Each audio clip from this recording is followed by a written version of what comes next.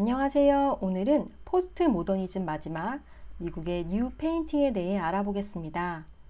뉴 페인팅은 독일 신표현주의, 이탈리아 트랜스 아방가르드와 같은 시기 등장한 미술사조로 구상적 주제가 그림에 많이 보여집니다.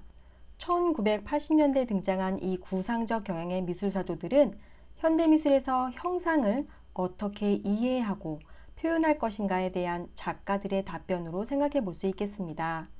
자, 그럼 뉴 페인팅의 대표 작가와 작품을 감상하시면서 이 미술사조에 대해 좀 더 살펴보시겠습니다. 맨 먼저 줄리앙 슈나벨입니다.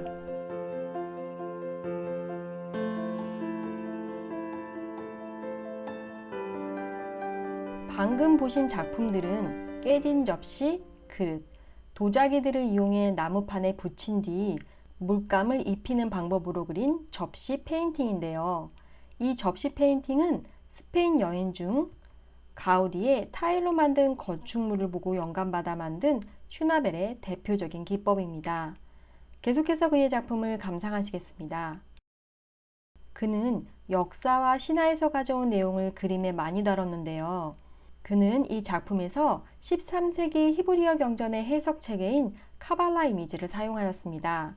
이 작품은 고전적 표현주의 회화의 모든 특징을 담고 있는 작품으로 슈나벨은 너저분한 얼룩진 표면을 어둡고 신비로운 공간으로 탈바꿈시켰습니다. 1990년대 중반 회화의 회복세가 주춤하자 슈나벨은 영화 감독으로 변신해 영화를 만들기 시작했는데요. 1996년 그는 우리가 조금 이따 살펴볼 작가 장 미셸 바스키아의 생을 담은 전기 영화를 내놓았습니다. 학부 때 이 영화를 보았는데요. 90년대 얼터너티브 락밴드 너바나의 리더 커트 코베인의 부인으로 유명했던 커트니 러브가 바스키아의 여친으로 나옵니다. 사실 바스키아는 그가 한창 잘 나가던 시절 팝스타 마돈나와 사귀기도 했었는데요. 여기서 커트니 러브가 이 마돈나 역할을 했던 것 같습니다. 암튼 큰 기대를 안 하고 봐서 그런지 상당히 재밌게 봤던 기억이 나네요. 그리고 어쩌면 이 영화는 그의 걸작이 될 수도 있겠는데요. 잠수정과 나비라는 영화입니다. 이 영화도 역시 보았는데요. 실화를 바탕으로 한 영화라는데 솔직히 줄거리는 정확히 기억나지 않고 영화를 보는 내내 영상이 너무나 아름다웠던 생각이 나네요. 그림을 전공으로 한 영화 감독들의 경우 자신이 선택한 장면을 적당히 빼내지 못해, 즉 어떤 이미지가 마음에 들어도 영화 전체에 꼭 필요하지 않으면 삭제를 해야 하는데 그렇게 자신이 선택한 이미지를 삭제하지 못해 영화에 불필요한 이미지가 많다는 지적을 어떤 글에서 읽은 적이 있습니다. 그런데 저는 이 영화를 봤을 때 쓸데없는 영상이 과하게 들어갔다는 느낌을 받지 못했던 것 같아요. 암튼 이 영화는 칸 영화제와 골든글러브에서 감독상을 탔습니다. 그의 가장 최근 영화로 반고흐에 관한 내용입니다. 이 영화는 제가 다운만 받고 아직까지 보지 못했는데요. 반고흐와 폴 고갱의 우정, 그리고 프랑스 남부지방에서 그가 보낸 마지막 날들에 대한 이야기라고 하네요. 다음 작가는 데이비드 살르입니다. 데이비드 살르 작품에서 우리는 중첩된 이미지, 정신분열적으로 매우 산만한 이미지를 볼 수 있습니다. 지금 보시는 이 작품에서도 여자의 힙, 남자의 얼굴, 요트 모양 등 서로 연결돼 보이지 않는 이미지가 산만하게 놓여져 있습니다. 계속해서 그의 작품을 보시겠습니다. 그는 디자인 감각이 매우 뛰어난 작가인데요. 이 작품에서처럼 무질서한 것에 나름의 질서를 만들어 작품을 제작합니다. 다음 작가는 검은 피카소라 불린 장 미셸 바스키아입니다. 지금 보시는 이 이미지는 그의 그림에 자주 볼 수 있는 이미지입니다. 그는 본인의 자화상에 왕관을 자주 그려 넣었는데요. 이 그림의 경우 왼쪽은 바스키아 자신, 그리고 오른쪽 해골 이미지는 피카소를 표현한 것입니다. 팝 아트의 슈퍼스타인 앤디 워홀과 바스키아는 1985년 공동 작업을 하고 전시했는데요. 이 둘은 이 전시에 매우 큰 기대를 걸었습니다. 그러나 안타깝게도 이 전시는 흥행을 얻지 못했고 이후 바스키아는 점차 쇠락의 길을 걷기 시작합니다. 이 작품은 2017년 뉴욕 소더비 경매에서 하나 약 1250억 원에 낙찰된 작품입니다. 사실 그의 화가로서의 경력은 단 9년뿐이었지만 매우 왕성한 작업 활동을 했는데요. 그는 인종차별, 죽음 등 매우 무겁지만 누군가는 꺼내야만 했던 이야기를 자신의 작품에 그려내었고, 이러한 무거운 주제를 그래피티라는 1980년대 당시 예술로 인정받지 못했던 장르를 통해 보여주었습니다. 사실 오늘날 우리가 그래피티를 예술의 한 분야로 이해하는 밑바탕에는 바스키아 같은 작가들이 있는 거죠. 다음은 제프 쿤스입니다.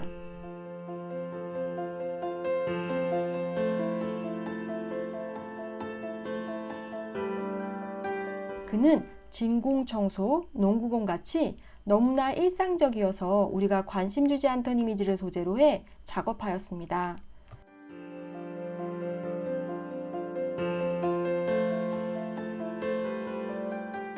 한편에선 그를 매우 상업적인 작가로 폄하하기도 하지만 저급한 미술이라 여겨진 키치를 매우 적극적으로 자신의 작품에 받아들여 저급과 고급 예술에 대한 의문을 하게 만들었고, 미니멀리즘과 팝아트를 절묘하게 섞어 놓았다는 평가를 받기도 합니다. 사실 제프 쿤스는 매우 흥미로운 소문거리로도 유명한데요. 한때 이탈리아 포르노 배우이자 90년대에는 이탈리아 국회의원에 당선되었던 치치올리나와의 결혼 생활을 매우 적나라하게 표현한 작품으로도 매우 유명하죠. 작품 제목도 메이드 인 헤븐이었습니다. 그런데 이렇게 화려하게 결혼 생활을 했으나 3년 후 이혼하게 되었고, 그 과정에서 둘 사이 태어난 아들의 양육권으로 이 둘은 법적 투쟁을 벌였습니다. 결국 제프 쿤스가 양육권을 갖게 됐지만 치치올리나가 아들을 데리고 이미 이탈리아로 떠났기에 법원의 결정은 무용지물이 되었죠. 그래서 쿤스는 아들을 못 보고 지내다가 2009년 재회했다고 하네요. 다음은 에릭 피슬입니다.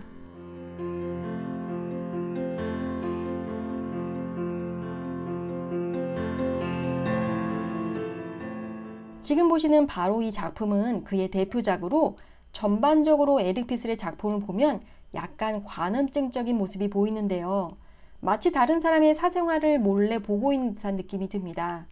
그리고 그의 작품에선 왠지 모르게 뭉크나 호퍼 그림에서 느꼈던 불안이나 쓸쓸함이 보이기도 합니다.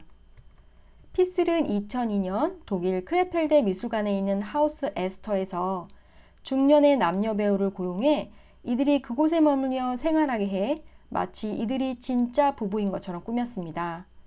그리고 3일 동안 약 2,000장의 사진을 찍고 그중 12개를 대형 캔버스에 옮겼습니다. 그런데 재밌는 것은 이 두 배우나 이들이 거주하는 공간은 사실 모두 가짜임에도 불구하고 작가가 생각했던 것보다 너무나도 실제적이어서 매우 흥미로웠다고 하네요. 아래 에릭 피슬의 웹사이트에 있는 이 프로젝트를 링크 걸어 놓겠습니다. 궁금하신 분은 한번 찾아가서 살펴보세요. 자, 다음은 뉴 페인팅 마지막 작가 데이비드 호크니입니다. 호크니는 제가 좋아하는 작가 중 한 명으로 이후 작가 소개 시간에 따로 자세히 살펴보도록 하고, 오늘은 1980년대 대표적 작품인 포토콜라주 위주로 간략히 말씀드리겠습니다.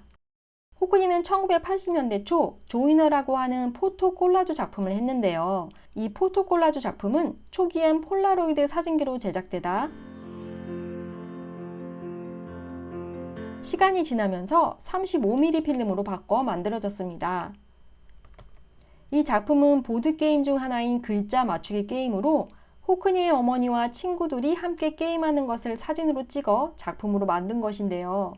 이 작품이 재미있는 것은 호크니가 이 작품을 만든 방식이 글자 맞추기 게임과 같다는 것입니다.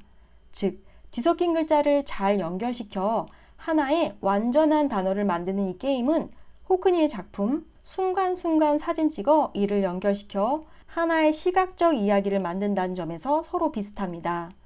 오늘날에도 왕성히 활동하는 호크니는 최근엔 아이폰과 아이패드를 이용해 디지털 그림을 그리고 있습니다.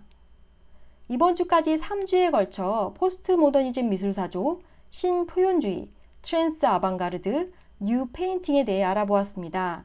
이 구상적 미술사조는 과거로 돌아간 퇴보한 미술사조라는 비평을 받기도 했지만 단순히 과거 그림을 재탕한 것이 아니라 이전 시대 미니멀리즘과 개념 미술에서 작가의 아이디어만 중시하고 작품 제작을 뒷전으로 밀어버린 상황에 맞서 작가들에겐 작품 제작의 즐거움을 다시 느끼게 해주었고 관람자들에게는 표현주의적 작품들을 통해 감정을 느끼게 해주었다는 데 의미가 있습니다. 오늘을 마지막으로 서양 미술사 37강을 모두 마무리하였습니다. 부족한 점 참 많았는데요. 37주간 함께 해주셔서 정말 고맙습니다. 다음 주부터는 격주로 작가 소개와 서양 미술사 영어 버전을 제작할 예정입니다. 계속해서 많은 관심 부탁드립니다. 고맙습니다.